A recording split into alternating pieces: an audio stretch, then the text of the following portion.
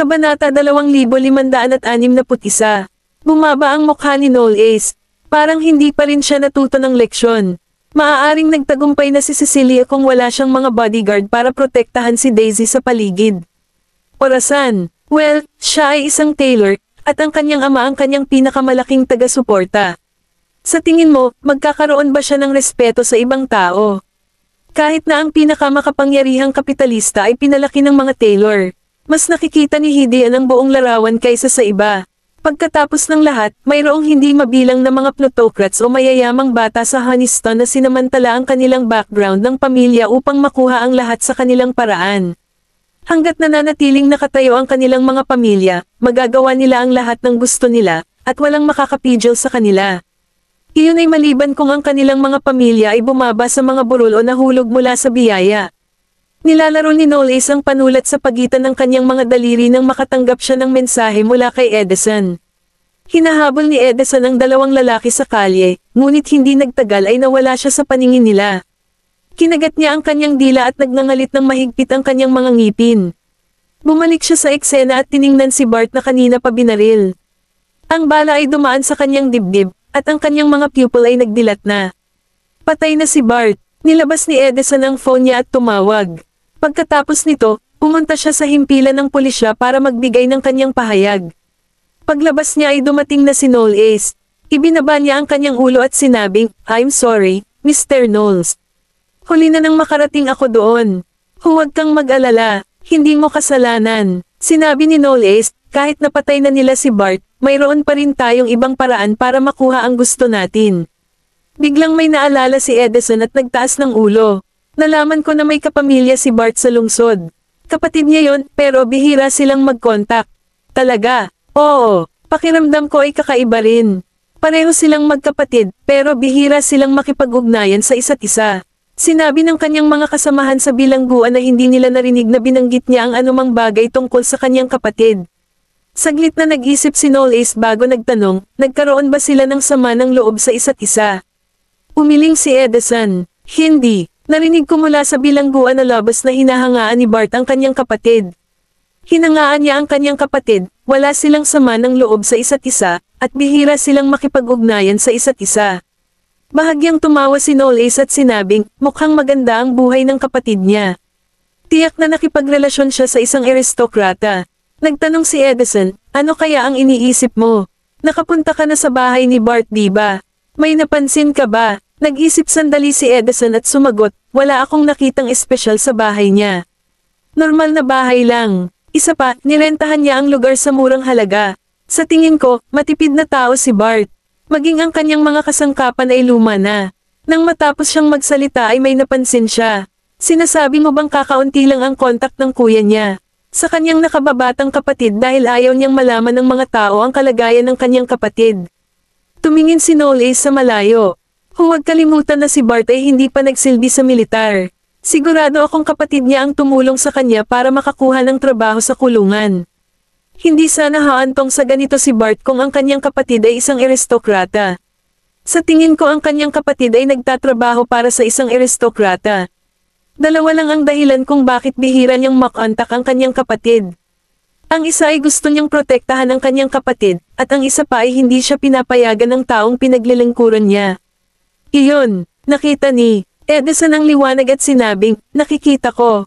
Maaaring maghinala ang mga tao kung ang lalaking ito ay may malapit na kaugnayan sa isang tao mula sa bilangguan. Kaya, hindi sila makikipag-ugnayan sa isa't isa maliban kung ito ay talagang kinakailangan. Si Bart naman, hindi niya sinabi kahit kanino ang tungkol sa kapatid niya dahil mabaigo man siya sa kanyang misyon, hindi rin siya magdudulot ng gulo sa kapatid niya. Ang taong pinagsilbihan ng kapatid ni Bart ay maingat. Alam niyang may nagtatrabaho sa kulungan ang kanyang lalaki, at tila hindi pinoprotektahan ng kapatid ni Bart si Bart. Napilitan siya. Kung hindi, hindi sana napatay si Bart. Kabanata 2562. Sa Taylors, itinulak ni Cecilia ang lahat ng pagkain na dinala ng dalaga sa sahig. Lumabas ka, umalis ka dito. Dumating si Lucius at ang kanyang asawa sa silid. Nang makita niya ang kalat sa sahig, sumimangot siya at pinaalis ang kasambahay. Pumasok si Bianca sa kwarto at umupo sa tabi ng kama. Nakatingin sa kanyang anak na babae, na ang mukha ay nakayuko. Namumula, sinabi niya, Cecilia, huminahon ka. Paano ako kakalma? Hiniling ng babaeng iyon na sampelan ako ng lalaki niya.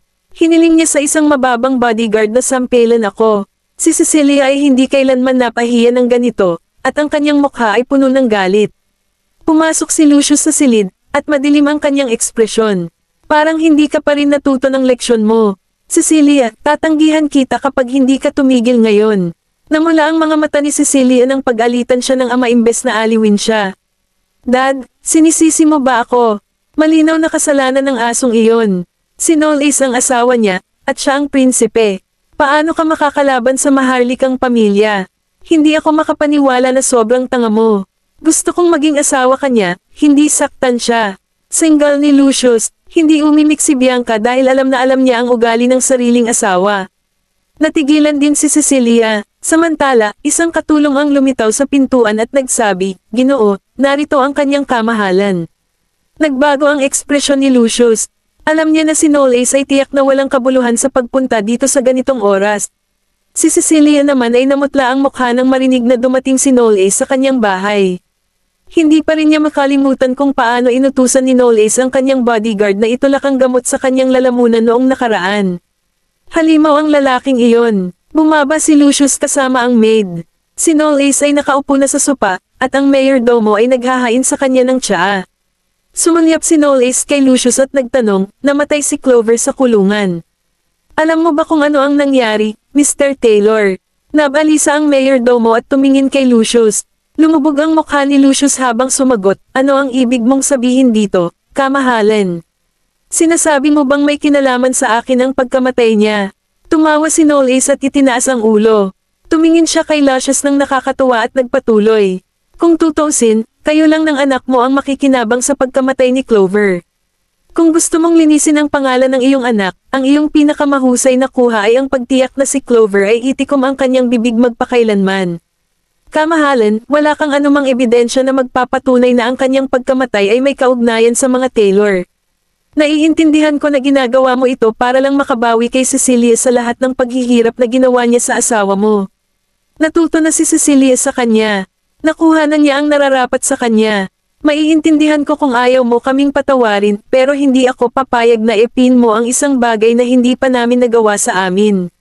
Sabi ni Lucius sa matigas na boses. Napakakalma niya. Mukhang hindi pa niya nagawa ang alinman sa mga masasamang bagay na iyon at si Noel Ace ang hindi makatwiran. Matagal siyang tiningnan ni Noel Ace at sinabing, oo, hindi mo ginawa, pero paano ang mga tauhan mo? Ang likod ng mayordomo ay basang-basa ng malamig na pawis, at ang kanyang puso ay nasa kanyang lalamunan. Alam ni Lucius na mahirap pakitunguhan si Noel Ace, ngunit hindi niya inaasahan na magiging ganoon kahirap siya. Una niyang tinanong ang tungkol sa pagkamatay ng babae, at ngayon ay nagtanong siya tungkol kay Bart. Sigurado siyang may natutunan si Noel Ace. Sabi nga, may natutunan man si Noel Ace o sinusubok lang niya ang mga ito, hindi siya papayag na magpanik. Nanatili siyang kalmado at sinabing, oo naman. Naniniwala ako na hindi rin gagawa ng ganoon ang aking mga tao. Kabanata 2563. Sana ganoon din ako, Mr. Taylor. Ibinaba ni Noel Ace ang tasa at tumayo. Dahan-dahan niyang ikinabit ang mga botones sa kanyang t-shirt at tumalikod. Pinagmasdan ni Lucius at kinuyam ng mahigpit ang kanyang mga kamao habang unti-unting nawala sa kanyang paningin si Noel Ace. Nakahinga ng maluwag ang mayordomo, ngunit may bakas ng takot sa kanyang puso. Sir, anong gagawin natin ngayon? Huminto si Lucius sa tabi niya at nagutos, ito ang sarili mong negosyo. Akalain mo kung paano ito aayusin. Tatanggalin kita kung hindi mo kayang ayusin. Namutla sa takot ang mukha ng mayordomo. Nakatayo si Edison sa harap ng sasakyan habang si Noel Ace ay lumabas sa Taylor Manor. Pinagbuksan siya ng pinto at sumakay sila sa kotse. Pagkatapos ay pinaandar ni Edison ang makina at umalis.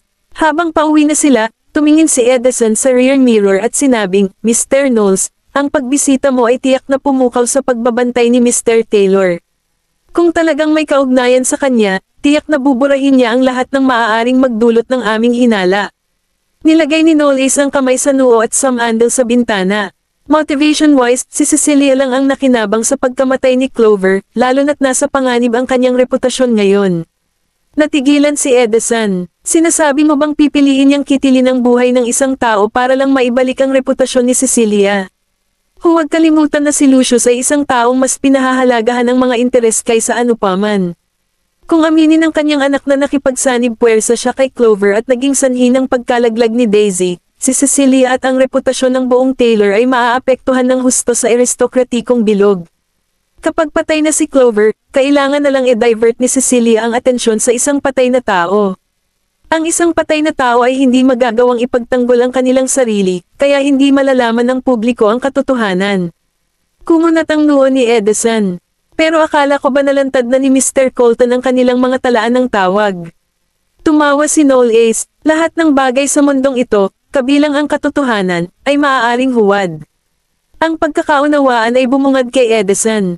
Dahil sa kapangyarihan at katayuan ng mga Taylor, kahit isang record ng tawag ay walang magagawa kung gusto nilang ilihis ang atensyon ng publiko sa ibang bagay. Kapag nawalan na ng interes ang lahat sa bagay na ito, maaari pang ang gumawa ng peking ebidensya ang mga Taylor. Sa kanilang malalakas na koneksyon, kailangan lang nilang kumuha ng ilang ghostwriters para magsulat ng isang bagay sa internet, at madali nilang maibaluktot ang katotohanan. Kumunat ang noo ni Noel Ace at sinabing, ngunit may napansin akong kawili-wili. Ano ito? Tanong ni Edison. May kung anong lumiwanag sa mga mata ni Noel Ace habang sinabi niya, nang banggitin ko si Bart, tila kinakabahan ng mayordoma. Hinding-hindi niya hahayaang dumaan sa kanyang mga mata ang anumang ebidensya. Ang dahilan kung bakit sinadya niyang binanggit si Bart ay para pagmasdan ang kanilang reaksyon. Natigilan si Edison. Ang mayordomo niya. Umupo ng tuwid si Noel Ace at sinabing, panahon na nating tingnan ang mayordomo ng mga Taylor. Samantala, sa kolehiyo ng pelikula, dumating si Freya sa opisina ni Professor Merlin. Kumatok siya sa pinto at pumasok sa loob pagkatapos ng pahintulot niya. Ibinaba ni Professor Merlin ang kanyang tasa at itinaas ang kanyang ulo.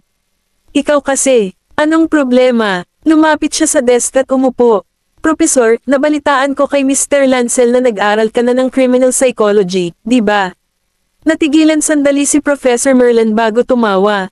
Oo, pinag-aralan ko na yan dati noong bata pa si. Pero bakit mo naman itatanong? Nagningning ang mga mata ni Freya, at sinabi niya, sigurado akong nakita mo ang balita noong isang araw tungkol sa isang babae na nalason hanggang mamatay sa bilangguan, tama ba? Sinabi mo sa akin na ang bagay na ito ay may kinalaman sa prinsipe, tama ba?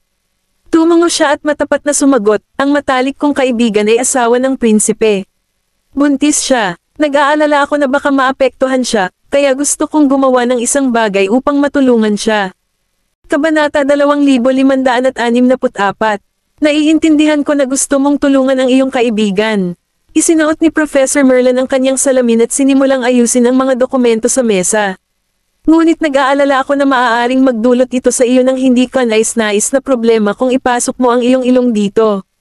Tumango si Freya, naiintindihan ko. Isang tao lamang mula sa isang makapangyarihang pamilya ang maaaring pumatay ng isang bilanggo sa bilangguan gamit ang lason. At ang makapangyarihang pamilyang ito ay banta sa prinsipe at sa buong maharlikang pamilya. Ang bilangguan ay mahigpit na sinigurado. Kahit na mayroon silang isang tao sa bilangguan, ang isang ordinaryong tao ay hindi kailanman magagawang ilabas ang gayong gawa. Bukod dito, kung nakapatay sila ng isang preso, magdudulot din ito ng maraming problema. Gayunpaman, dahil mayroon silang lakas ng loob na gawin ito, dapat na may kakayahang alisin ang problema sa kanilang paraan.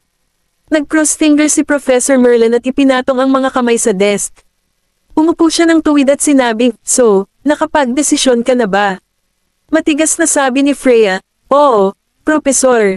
Hindi ko man alamin kung sino ang mastermind, at least, naiintindihan ko kung bakit nila gustong gawin iyon. Inilabas ni Professor Merlin ang isang dokumento at inilagay sa desk. Ito ang ulat mula sa pulisya at bilangguan. Natigilan siya, paano mo nakuha? Marahan niyang sinabi, nilapitan na ako noon ng departamento ng pulisya at humingi ng payo. Nakilala ko ang suspect noong nakaraang araw at nakipag-usap sa kanya. Gayunpaman, wala siyang panahon para gawin ang krimen. Natulala si Freya ng ilang segundo. Tiningnan niya ang dokumentong nasa kamay niya at sinabing, wala siyang oras para gawin ang krimen. Tumango si Professor Merlin.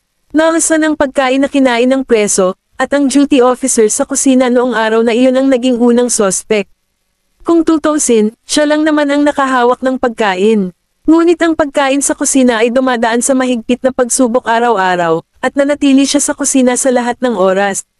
Kahit na nagkaroon siya ng pagkakataon na ilagay ang lason sa pagkain, walang paraan na hindi ito matukoy ng makina. Maaaring ang tao ay naglagay lamang ng lason sa pagkain pagkatapos ng pagsubok. Imposible. May mga surveillance camera sa lahat ng dako sa bilangguan. Bukod dito, lahat ng mga tauhan ay kailangang pumunta sa pamamagitan ng body search araw-araw bago simulan ang kanilang trabaho sa bilangguan. Kung talagang nagdala siya ng anumang lason sa bilangguan, malalaman ito ng mga tao. Kumunat ang noo ni Freya. Mahigpit ang bilangguan, at lahat ay kailangang dumaan sa serye ng mga pagsubok. Ang mga tauhan ay hindi pinahintulutang magdala ng anumang mapanganib na mga bagay sa kanila, lalo na ang isang bote ng lason. So paano niya nagawa? Samantala, may kumatok sa pinto. Sinabi ni Professor Merlin, "Pumasok ka." Ang lalaking pumasok ay isang pulis. May gwapo siyang mukha at tumango kay Professor Merlin. "Mr. Merlin." Tumayo si Freya at sinabing, "Lalabas muna ako, Professor." Aalis na sana siya, pinigilan siya ni Professor Merlin. "Pwede kang manatili dito. Ayaw mo bang malaman ang resulta?" Bahagya siyang nagulat. Talaga bang pinahintulutan siyang makarinig ng napakahalagang bagay? Saglit na pinagmasdan ng lalaki si Freya bago naglakad patungo kay Professor Merlin. Huminto siya sa harap ng mesa at sinabing, "Mayroon kaming kandado sa isa pang sospek na nagngangalang Bart, ngunit siya ay pinatay kahapon, kaya may 2 kaso ng pagpatay ngayon." Sinabi ni Professor Merlin, "Well, ito ay tila nakakalito." Ibinaba ng lalaki ang kanyang mga mata at sinabing, "Oo. At ang pangyayaring ito ay may kinalaman sa prinsipe. Nasa paligid lang ang lalaki ng prinsipe nang patayin si Bart." Nagsikip ang mga pupils ni Freya, at idiniin niya ang kanyang lobby. Nagpatuloy ang lalaki, "Mr. Merlin, inutusan kaming imbestigahan ang 2 kasong ito. Dahil maaaring may kinalaman ito sa mga aristokrata, umaasa kami na maaari kang pumasok." May karapatan nga ang mga Merlin na pumasok. Bukod dito, ang kasong ito ay may kaugnayan sa prinsipe. Kung nais nilang imbestigahan ito, kailangan nilang makakuha ng higit pang ebidensya. Kung hindi, hindi magiging madali na kumuha ng ganoong malaking panganib at lumaban sa maharlikang pamilya. Kabanata 2565. Naramdaman ni Freya na may ipinapahiwatig siya. Tumingin siya kay Professor Merlin at sinabi, "Masisiguro ko sa iyo na wala itong kinalaman sa prinsipe." Kumunat ang noo ng lalaki ngunit hindi ito umimik. Ngumiti si Professor Merlin at sinabing, "Captain Burke, kilalanin mo ang aking estudyante." Interesado rin siya sa bagay na ito. Sumimangot si Kapitan Burke at nagtanong, kamag-anak ba siya ng namatay? Hindi, ngunit siya ay kamag-anak ng prinsipe. Anak siya ni Brandon. Tumango si Kapitan Burke. Nakikita ko. Tumingin sa kanya si Freya at nagtanong, "Pwede ba kitang tanungin? Ano ang iniisip mo na ang pangyayaring ito ay may kinalaman sa prinsipe?" Dahil lang nasa paligid ang lalaki ng prinsipe nang mamatay ang sospek. Natahimik sandali si Kapitan Burke bago sinabing, "Bagaman hindi natin makumpirma kung may kinalaman ito sa prinsipe o wala, siya ang unang nakaalam na maaaring si Bart ang taong naglagay ng lason sa pagkain. At namatay si Bart dahil marami siyang alam. Tanging ang mga sangkot sa pagkalason ay gagawa ng ganito. At ang namatay ay nagtrabaho sa prinsipe noon bilang isang kasambahay na inupahan ng kanyang kamahalan at siya ang may kasalanan na naging sanhi ng pagkawala ng kanyang anak sa kanyang asawa." Huminga ng malalim si Freya. Kaya ito ang dahilan kung bakit pinaghihinalaan nila si Noel Ace. Muli siyang nagtanong, "Kung wala na tayong makukuhang ebidensya, hindi natin mapapatunayan na inosente ang prinsipe, di ba?" Tumango si Kapitan Burke. "Oo." Samantala, pumunta si Noel Ace para magbigay ng kanyang pahayag sa himpilan ng pulisya. Siya ay naging sospek sa pagkamatay ni Bart. Sumama sa kanya si Edison at nagalit nang malaman niyang pinaghihinalaan ng mga pulis si Noel Ace. Wala itong kinalaman sa kanyang kamahalan. "Siguradong may mali kayo, sir. Umaasa din kami na nagkakamali kami. Ngunit sa puntong ito, ang pagkamatay ni Clover at Bart ay may malakas na koneksyon sa kanyang kamahalan. Bagamat hindi natin mapapatunayan na ang kataas-taasan ng mamamatay tao, isa siya sa mga sospek sa ngayon. Kaya, sana ay makipagtulungan muna ang kamahalan sa ating investigasyon." Natigilan si Edison at nanlamig. Si Noel Ace ang unang nakarating kay Bart. Nang harapin niya si Bart, napatay ang huli. Hindi kaya may nakaalam na tumawag siya ng pulis at gumawa ng pahayag sa himpilan ng pulisya, kaya sinamahan nila ito at itinulak ang sisi kay Noel Ace. At nangyari ang lahat ng ito pagkatapos pumunta si Noel Ace sa Taylor Manor. Tumingin sa kanya si Noel Ace at sinabing, huwag kang mag-alala. Makikipagtulungan ako sa pulis sa investigasyon. Pero gusto kong tulungan mo muna akong ilihim kay Daisy. Ngunit ito ay malinaw na walang kinalaman sa iyo. Tumingin ng diretso sa kanya si Noel Ace at sinabing, I trust you, Edison. Hindi nagtagal ay naunawaan ni Edison kung ano ang sinusubukang sabihin sa kanya ni Noel Ace sa pamamagitan ng kanyang mga mata. Mayroon siyang sariling plano. Pagkatapos nito, sinabi ni Edison, okay.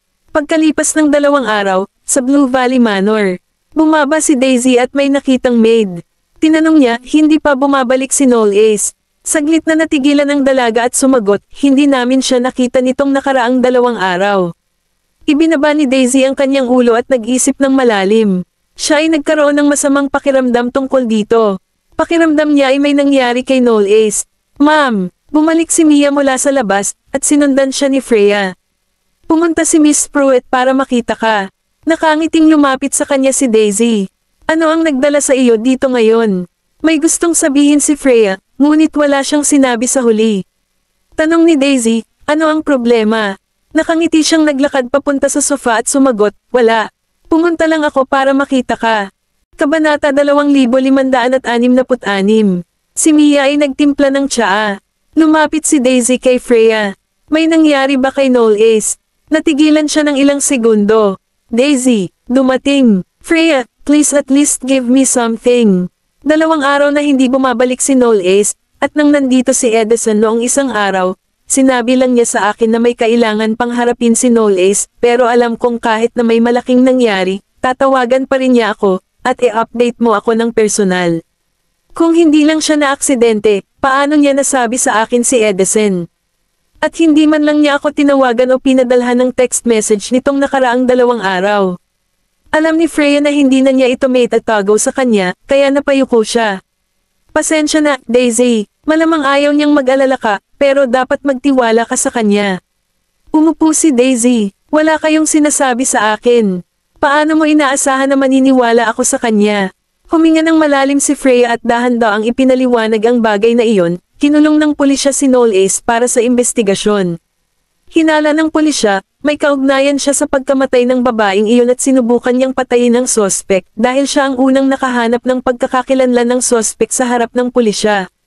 Gayunpaman, ang sospek ay pinatay ng iba, at si Edison ay nasa pinangyarihan, at siya ang tumawag sa pulisya. Nagulat si Daisy. Ano, Daisy? Sa kasalukuyan, hinala nila na si Noel Ace ang may pinakamalaking motibo dahil si Clover ang kasambahay na inupahan niya, at minsan ay sinubukan kanyang saktan. Bukod doon, matapos siyang malason hanggang mamatay, si Noel Ace ang unang taong nakatunten sa pumatay, ngunit nagkataon na napatay ang mamamatay tao pagkatapos noon. Kung hindi tayo makapagpapakita ng bagong ebidensya para alisin ang kanyang hinala, kung gayon siya. Hindi na natuloy si Freya dahil halatang halata na ang sitwasyon, at dapat maintindihan ito ni Daisy. Ngayon, natahimik sandali si Daisy. Kung hindi natin maalis ang kanyang hinala, kailangan niyang kunin ang pagkahulog para sa iba, hindi ba? Napaawang ang lobby ni Freya. Kung si Noel Ace ang tunay na target ng taong nasa likod ng mga kortina, kung gayon ang mga resulta ng lahat ng investigasyon ng pulisya ay laban kay Noel Ace. Nalunod sa malalim na pag-iisip si Daisy at hindi na umimik kahit isang salita mula noon. Tinakpan ni Freya ang likod ng kamay niya. Daisy, huwag kang mag-alala. Siguradong gagawa ng solusyon si Noel Ace. At huwag nating kalimutan ang tungkol sa akin. Susubukan ko ring tumulong. Namilog ang mga mata ni Daisy habang nakatingin sa buong lugar. Pinilit niyang ngumiti sa gilid ng kanyang mga lobby. Salamat, ngunit kailangan ko ring gawin ang isang bagay. At ito ay maaaring alisin sa kanya ng hinala. Bahagyang natigilan si Freya, sa Taylor Manor, sa pag-aaral. Iniulat ng mayordomo ang lahat kay Lucius. Matapos makinig sa kanyang ulat, nagpakawala si Lucius ng isang matagal nang nawawalang ngiti. Maganda ang ginawa mo this time around. Sagot ng mayordomo, siya ang nagpilit sa akin na gawin iyon.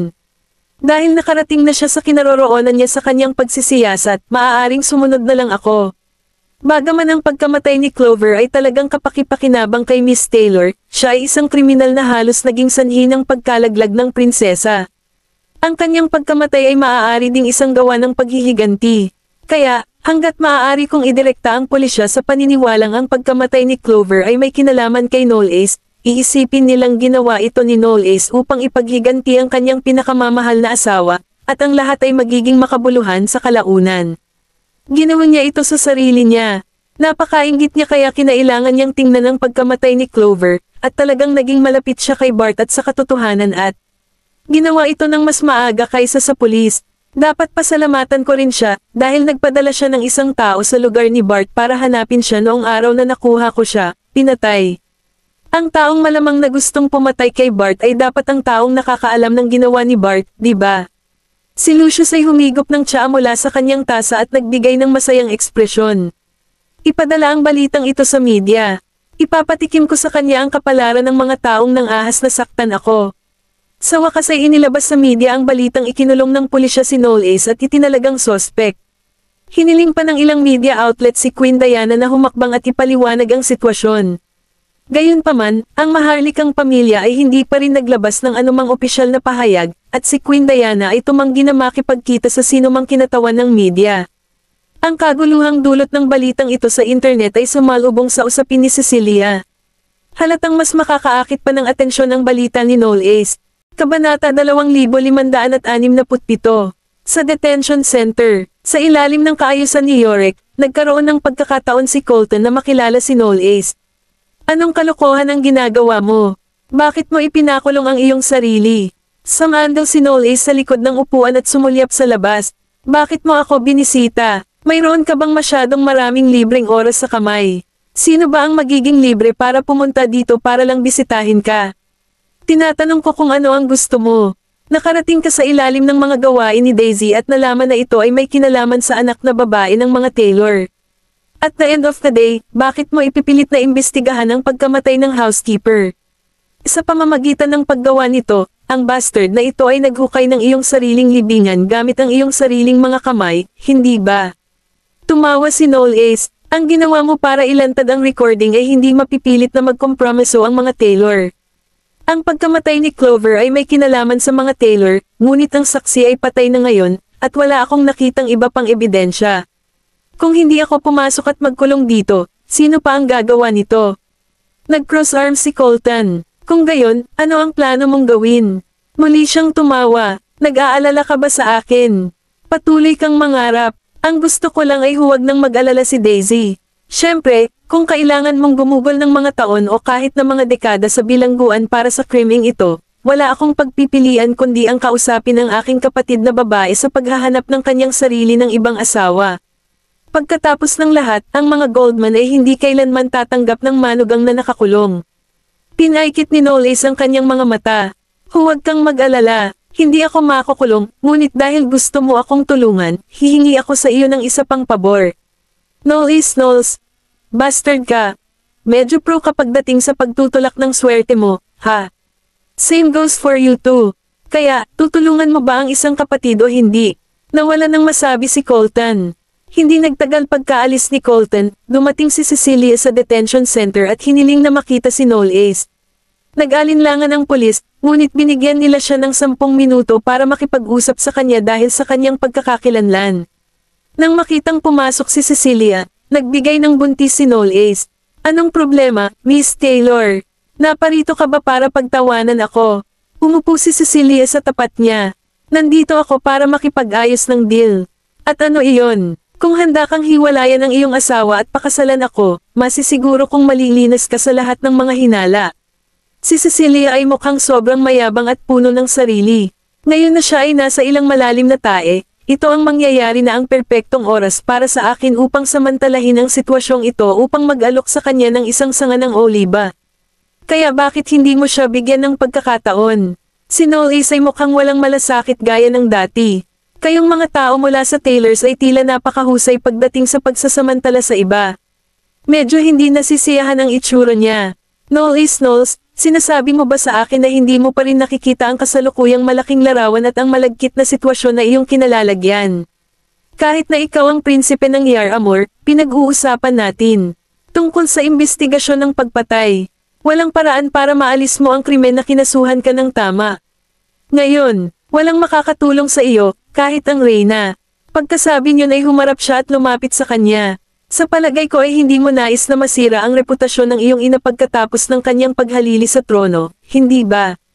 Isang pahiwatig ng lamig ang bumungad sa mga mata ni Knowles, at itinaas niya ang kanyang tingin. Nakakatakot siya, ngunit hindi siya mangangahas na gumawa ng anuman dito sa ilalim ng pangangasiwa ng pulisya. Higit, parito, ang kanyang reputasyon, bilang ang prinsipe ay nadungisan. Sa mata ng publiko, wala na siyang iba kundi isang sospek na may kaugnayan sa pagpatay. Maging ang maharlikang pamilya ay hindi pa lumalapit upang linawin ang mga bagay para sa kanya. Isa lang siyang laruan na iniwan ng royal family. Tiyak na gusto niya ang tulong ko ngayon, kaya bakit ako matatakot sa kanya? Isang nakakaakit ng ngiti ang pinakawalan ni Cecilia. Naniniwala ako na kailangan mo ako ngayon. Sumandal si Knowles at itinukod ang kanyang mga siko sa mesa. Ang kanyang titig ay tila napakalalim at madilim. Okay, you have my word. Natigilan siya at hindi na niya maitago ang saya sa loob niya. Talaga, pinaikit niya ang kanyang mga mata at ngumisi. Basta sasabihin mo sa akin kung sino ang pinadala ng tatay mo para patayin si Bart at i-frame ako sa krimen, papakasalan kita. Nawala ang ngiti sa kanyang mukha, at pagkaraan ng mahabang panahon, ang wagas na saya sa kanyang mukha ay napalitan ng galit. Knowles, sinusubukan mo bang gawing tanga ako? Tumawa siya ng malakas, at isang sinag ng panunuya ang sumili sa kanyang mga mata. Kung hindi, sa tingin mo ba ay hihiwalayan ko ang aking asawa at papakasalan kita, isang taong hindi na makapanganak? Knowles, bigla siyang bumangon at umungal, ngunit napagtanto niyang sinusubaybayan siya sa sandaling ito, kaya pinigilan niya ang kanyang galit. Knowles, napakamayabang ka ba sa naabot mo sa ngayon? Kabanata 2568. Walang pakialam na nagkibit balikat si Knowles, at si Cecilia ay nasa bingit ng mamatay on the spot dahil sa kanyang kasiyahan. I'm indeed very proud of myself kasi hindi ako ang makukulong. Tungkol sa ebidensya na naglalagay sa akin dito, ang pag-alis ng aking hinala ay kasing dali ng ABC. Depende lang kung willing akong pumunta sa ganoong lawak o hindi. Ngumisi siya at nagngangalit ang kanyang mga ngipin. Tigilan mo na ang panloloko sa sarili mo. Knowles, isa ka na ngayong down and out na prinsipe na ikukulong sa bilangguan, at walang makakapagligtas sa iyo maliban sa akin. Sa oras na ito, biglang binuksan ng isang pulis ang pinto at pumasok. Mr. Knowles, maaari ka nang umalis. Biglang nagbago ang ekspresyon ni Cecilia. Paano ito posible? Siya ang suspect na may pinakamalaking motibo, kaya paano siya pakakawalan? Napakunot-noo si Knowles habang iniisip ang biglang pag-ikot ng tubig, at narinig niya ang pagpapatuloy ng pulis. Binigyan kami ng iyong asawa ng matibay na patunay na hindi mo lasunin si Clover Finley. Natigilan si Knowles ng ilang segundo, pagkatapos ay mabilis na bumangon at lumabas ng interrogation room nang hindi lumilingon. Natigilan si Cecilia sa pwesto, at namutla ang mukha.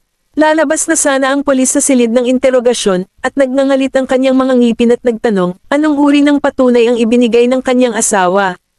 Ipinaliwanag ng opisyal, hindi naging sanhi ng pagkalaglag ni Mr. Finley ang asawa ni Mr. Knowles, kaya walang motibo si Mr. Knowles na lasunin si Clover para ipaghiganti ang kanyang asawa. Naikuyom ni Cecilia ang mga kamay na nakasabit sa kanyang tagiliran, at nanginginig siya sa galit. Hindi siya nalaglag. Knowles, ang shitsak na iyon ay nagsinungaling sa amin at itinago ang katotohanan mula sa iba. Pinilit pa niya akong ubusin ang gamot. Ano ba? Nawala na ako ng fertility dahil sa mga kinikilos niya, pero buhay pa rin at sumipa ang anak ng asong iyon. Ang mga alon ng matinding poot ay bamalat sa kanyang dibdib. Talagang babayaran ko sila. Dumiretso si Knowles sa front lobby, at sa gitna ng karamihan, isang pamilyar na figure ng babae ang nakaupo sa bench. Nagdilim ang lahat sa paligid niya sa isang iglap, na para bang may spotlight siya. Ito ay walang iba kundi siya. Nilinggan siya ni Daisy at tumayo na may malawak ng ngiti sa lobby. Agad na lumapit si Knowles sa kanya, iniunat ang kanyang mga kamay, niyakap siya ng mahigpit, idiniin ang mga labi nito sa kanyang noo, at nagbigay ng isang mahinang ngiti. Anong tanga ka? She complained in a low voice, how dare you reprimand me first? Bakit mo itinago ang sitwasyon? Ako, pasensya na. Hinaplos ni Knowles ang kanyang pisngi at tinitigan siya ng masama. Ginawa kitang mag-alala. Ngumuso siya ng mahina at inilayo ang mukha. Hindi na kita mapapatawad sa pagkakataong ito. May bakas ng katuwaan sa mga mata ni Knowles. Okay, hindi na ako mapapatawad sa pagkakataong ito. Hinawakan siya ni Daisy sa kamay na parang bata at inakay palabas ng presinto, hindi nakakalimutang ipaliwanag ang kanyang mga kilos. Sinabi sa akin ni Freya na na-frame ka noong iniimbestigahan mo ang pagkamatay ni Madam Ames. Paano mo aasahan na uupo ako nang walang ginagawa sa bahay habang ang aking asawa ay naka-frame at nakalock? Habang nakikinig sa kanyang daldalan, lalong lumakas ang ngiti ni Knowles, at hindi siya nito ginambala. Bawal kang itago sa akin ang mga ganyang bagay sa hinaharap, naririnig mo ba ako? Napalingon si Daisy, nakita niyang kanina pa siya nakatitig sa kanya, itinaas niya ang kamay niya, at iwinagayway iyon sa harap ng mga mata niya. Kausap kita, narinig mo ba ang sinabi ko? Tumawa ng malakas si Knowles at tumugon ng hum. Oo, narinig ko, Kong, gayon, nakukuha ko ba ang iyong salita? Hinawakan niya ang kamay niya at hinalikan ang likod ng kamay niya. Hanggat hindi mapanganib, sasabihin ko sa iyo ang lahat. Binawi ni Daisy ang kanyang kamay, ngayon, uwi na tayo. Ipinulupot ni Knowles ang kanyang braso sa kanyang mga balikat, at sumakay ang dalawa sa kotse. Sa Blue Valley Manor, tumayo si Edison sa labas ng bakuran, naghihintay sa pag-uwi ng mag-asawa. Nang makitang nakauwi na talaga si Knowles, nagmadali siyang sumulong. Mr. Knowles, sa wakas ay napalaya ka na. Oo, paano nangyari ang mga bagay-bagay? Nagawa mo bang tingnan ang mga bagay na hiniling kong imbestigahan mo? Sumulyap si Edison kay Daisy at nag-alinlangan. Nakita ito ni Daisy at tumayo na nakaakbay ang kanyang mga braso, na nagpahayag ng kanyang kawalang kasiyahan. Mayroon bang anumang bagay na ako? Hindi alam. Walang magawang ngiti si Knowles at hinaplaws ang tuktok ng kanyang ulo. Maaari kang manatili at makinig sa mga natuklasan. Kabanata 2569. Kung asar ko siya ulit, parang hindi ko na siya suyuan. Iniulat ni Edison, nakahanap ako ng ilang mga pahiwatig. Ang mayordomo ng mga Taylor ay nagmula rin sa Hilaga. Siya at si Bart Duval ay talagang nagbabahagi ng parehong bayan. Ay nalalayan ni Knowles ang kanyang baba at inisip ang mga impormasyong nakuha nila. Mula sa Hilaga, ito ay tila isang magandang palatandaan. Magpadala ng isang tao sa hilagang rehiyon upang kumpirmahin ang piraso ng impormasyong ito. Sa pamamagitan ng paraan, sadyang ilabas ang impormasyong ito sa hangin. Mas maganda kung malalaman ito ng taong iyon. Tumango si Edison. Naiintindihan. Sa sandaling umalis si Edison, hinawakan siya ni Daisy. Knowles, may kinalaman ang pagkamatay ni Madam Ames sa mga Taylor, di ba? Malamang, ngunit kailangan pa rin namin ng ebidensya. Nilinggan siya ni Knowles. Tinitigan siya, at hinawakan ang kamay niya. Pagkatapos noon, hinawakan siya nito sa kanyang mga bisig at hinalikan ang tuktok ng kanyang ulo. Huwag kang mag-alala, kumpiyansa ako na malalampasan natin ang kanyang usapin. Pagkabalik ni Cecilia mula sa presinto, mas naging marahas at nawalan ng kontrol ang kanyang init ng ulo. Naghagis siya ng mga bagay sa paligid ng bahay o nagtantrum sa mga katulong. Ang mga katulong sa villa ay puno ng mga reklamo, ngunit hindi sila naglakas loob na magsalita para sa kanilang sarili at tanging si Cecilia lamang ang masasabi sa kanyang likuran. Lalong nagiging irritable ang ugali ni Miss Taylor. Hindi ko na siya kayang tiisin pa. Subukan mong intindihin siya. Kung tutuusin, isa siyang babaeng hindi na kayang magbuntis pero nangangarap pa ring maging prinsesa ni Yaramor. Sino ang nagtanong sa kanya na saktan ang kanyang kamahalan? Siya ang nagdala ng lahat ng ito sa sarili niya, hindi ba? Gayunpaman, ang usapan sa kusina ay narinig ni Cecilia, at huli na ang lahat ng mapansin nilang may tao sa likuran nila. Sinipa ni Cecilia ang pinakamalapit na katulong sa sahig, at namutla sa takot ang mga mukha ng ibang kasambahay. Miss Taylor, sino ang nagbigay sa iyo ng pahintulot na pag-usapan ako sa likod ko? Sino ka sa tingin mo? Malungkot at baluktot ang ekspresyon ng mukha ni Cecilia. Miss Taylor, pasensya na. Kasalanan natin lahat ito. Hindi na namin gagawin iyon sa hinaharap, lumuhad ang mga katulong at humingi ng awa. Hinawakan ni Cecilia ang isa sa kanila sa buhok at pinilit na tumingin sa kanya. Hamak na hayop ka, alam mo ba kung ano ang mangyayari sa iyo kapag sinampal mo ang iyong amo? Nag-comment ka na parang mas mataas ang klase mo kaysa sa akin, di ba? Dinampot niya ang gunting sa countertop, inilagay sa mukha ng dalaga, at nagbigay ng isang mapait na ngiti. Tingnan natin kung gaano kakamayabang pagkatapos kong putulin ang mukha mo. Marahas na nang inig ang dalaga, at tumulo ang mga luha sa kanyang pisngi. Miss Taylor, pabayaan mo na ako. I'm sorry. Itinaas ni Cecilia ang gunting at kakamo na sana sa mukha ng kasambahay nang sinigawan siya ni Bianca mula sa likuran. Cecilia. Tumigil si Cecilia, at humakbang si Bianca at inagaw sa kamay niya ang gunting. Nawala ka na ba sa isip mo? Gusto mo ba talaga siyang patayin? Nasasaktan siyang makitang ganito ang kinikilos ng kanyang anak. Ngunit kung patuloy niyang ipagwawalang bahala ang kanyang kalagayan, hindi niya malalaman kung ano ang mangyayari sa kanya. Hey, pwede mong isipin yan. Ngumisi si Cecilia at umalis ng kusina nang hindi lumilingon. Napuno ng lamig ang mga mata niya nang lumingon siya. Hindi na ako makapaglihi, at pati ang mga hamak na alipin ay sinisimulan na akong kutsain. Ano ang mangyayari sa hinaharap? Pag nalaman ng lahat sa celebrity at socialite circle na baog ako na hindi na kayang manganak, malamang kutsain nila ako sa likod ko gaya ng ginawa ng mga sets. Hinding-hindi ako papayag niyan. Matapos dumalo si Lucius sa pulong ng gabinete, pinatawag siya ni Diana. Dinala siya ng isang opisyal sa VIP reception room, kung saan nakaupo si Diana sa isang sopa, naghihintay sa kanyang pagdating ng nakangiti. Lord Taylor, mangyaring umupo. Umupo si Lucius, at humakbang ang isang waitress, nagsalin sa kanya ng isang tasa ng tsaa, at pagkatapos ay humakbang pabalik sa sulok ng silid. Kinuha niya ang tasa ng tsaa at dumiretso sa punto. Kamahalan, ipinatawag mo ba ako dito dahil sa kapakanan ng kanyang kamahalan? Narinig ko ang tungkol sa bagay ni Noel Ace. Inikat ni Diana ang singsing sa kanyang daliri na may kalmadong ekspresyon. Gayunpaman, sa pagkakaalam ko, ang babaeng inmate ay inutusan na yusegan ng Royal Air ni Miss Taylor, tama ba ako? Kabanata 2570. Medyo hindi mapakali ang ekspresyon ni Lucius, ngunit matatag pa rin siyang tumayo. Walang kinalaman kay Cecilia ang bagay na iyon. Yung babae yung gumamit kay Cecilia. Tiyak na walang gagawin si Cecilia para yusegan ang tagapagmana ng hari. Talaga, kinuha ni Diana ang tasa ng tsaa mula sa platito sa kanyang kamay, at ang kanyang mga mata ay nakatuon sa malinaw na tsaa. Kung ito ang kaso, bakit ang aking anak, isang taong nag-iimbestiga sa sanhi ng pagkamatay ng kasambahay, ay na-frame bilang isang suspect? Kamahalan, marahil lahat ng ginawa ng kanyang kamahalan ay upang ipaghiganti ang kanyang asawa. Natagpuan ng mga gwardya ng bilangguan at pulisya ang mamamatay tao, at nagpadala ang kanyang kamahalan ng isang tao upang hanapin ang mamamatay tao. Gayunpaman, ang mamamatay tao ay brutal na pinatay nang makarating sila doon. Napakahinala ng kanyang kataas-taasang kataas-taasan kapag tinitingnan mo ang bagay na ito ng suhetibo. Kung kainahinala si Noel Ace, bakit hindi rin naghihinala si Miss Taylor?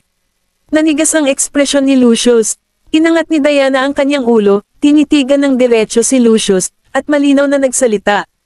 Naglakas loob talaga ang housekeeper na iyon na gamitin si Miss Taylor. Posible ba iyon? Ano ang mapapala niya kung gagamitin niya si Miss Taylor para yusegan ang maharlikang tagapagmana? Kung walang nagbibigay sa kanya ng mga tagubilin mula sa likod ng mga kortina, magkakaroon ba siya ng lakas ng loob na gawin iyon? Kamahalan, ano ang ibig mong sabihin? Kumunat ang noo ni Lucius at halatang hindi nasisiyahan. Napangisi si Diana. Sinasabi ko ang totoo, Lord Lucius. Baka nagtagumpay lang ako sa trono, at maaari mong isipin na maaari mong lokohin ang sinuman, ngunit huwag mong isipin na isa ako sa kanila.